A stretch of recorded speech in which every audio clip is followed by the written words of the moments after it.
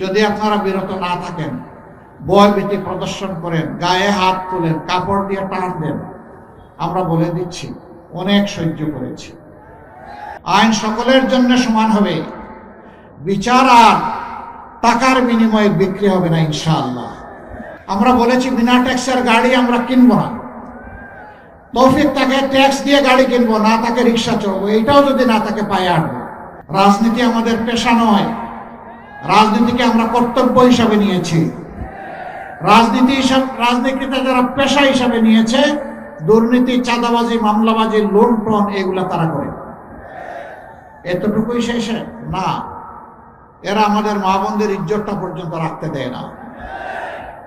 এই নির্বাচনের সময় মানুষ কত সতর্ক হয়ে কথা বলে, কিন্তু কিছু কিছু রাজনৈতিক ভাই বন্ধু তারা কিভাবে বলে যে যদি বোরকা পরেই তা কোনো মেয়ে লোক আসে, যদি নেকাব করে আসে, যদি হেজাব করে আসে, খুলে ফেলবা। বলতে বলতে বলছে পুরা কাপড় খুলে ফেলবা। এরা কি কোনো মায়ের গর্ভ থেকে দুনিয়া আসে নাই? যদি এসে থাকে বলবো প্লিজ মার জাতিকে সম্মান করতে শিখুন। আগে আপনার আপন মাকে সম্মান করুন। যদি আপনার মাকে সম্মান করার শিক্ষা আপনি পেয়ে থাকেন, এই দেশের 9 কোটি মাকে আপনি সম্মান করতে পারবেন। আর নিজের মাকেই যদি সম্মান করার শিক্ষা না পেয়ে থাকেন, দুর্ভাগ্য আপনার। আমরা এই ভাই বন্ধুদেরকে বলবো প্লিজ এই অপকর্ম থেকে বিরত থাকুন। যদি আপনারা বিরত না থাকেন, ভয়ভীতি প্রদর্শন করেন, গায়ে হাত তোলেন, কাপড় দিয়ে টান দেন, আমরা বলে দিচ্ছি অনেক সহ্য করেছি, অনেক হয়ে গেছে। প্রয়োজনে জীবন দিব, কিন্তু মায়ের ইজ্জত কাউকে কেড়ে নিতে আর দেওয়া হবে না ইনশাআল্লাহ।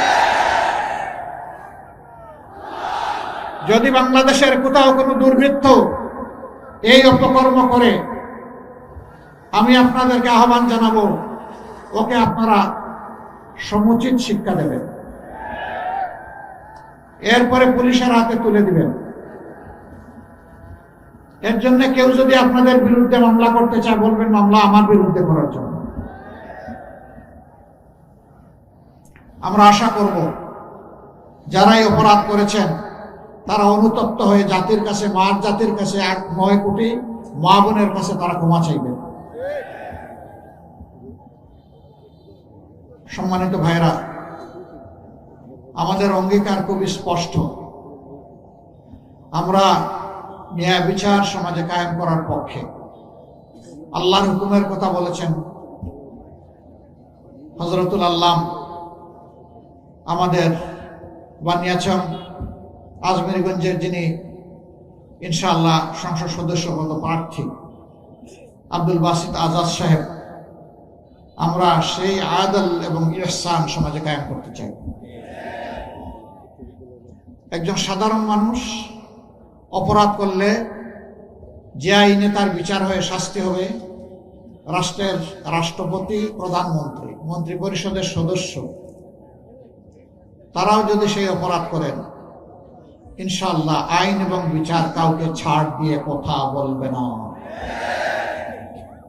আইন সকলের জন্য সমান হবে, বিচার আর টাকার বিনিময়ে বিক্রি হবে না ইনশাআল্লাহ।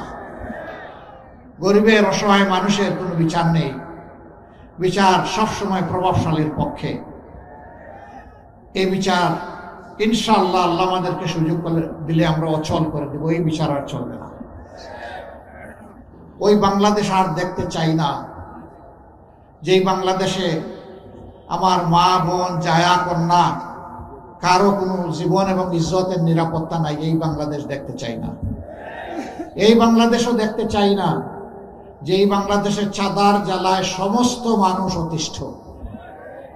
ওই বাংলাদেশও দেখতে চাই না নিরীহ মানুষের বিরুদ্ধে মিথ্যা মামলা দিয়ে তাদেরকে আদালতে হাজির করে হেনস্থা করা হয়, তাদের উপর পৈশাচিক নির্যাতন করা হয়। সেই বাংলাদেশও দেখতে চাই না। ওই বাংলাদেশও দেখতে চাই না যারা নির্বাচিত প্রতিনিধি হবেন তারাই চরিত্র হারিয়ে লুণ্ঠনকারী হয়ে যাবেন। সেই বাংলাদেশ দেখতে চাই না।